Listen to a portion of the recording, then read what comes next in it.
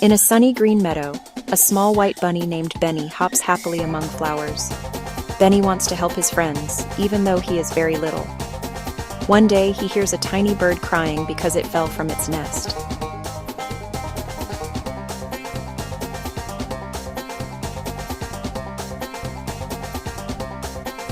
Benny bravely hops through the tall grass, across a sparkling stream, and gently helps the bird back into its nest.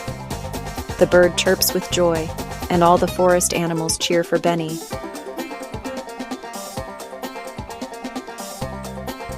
Benny smiles, learning that being brave means being kind.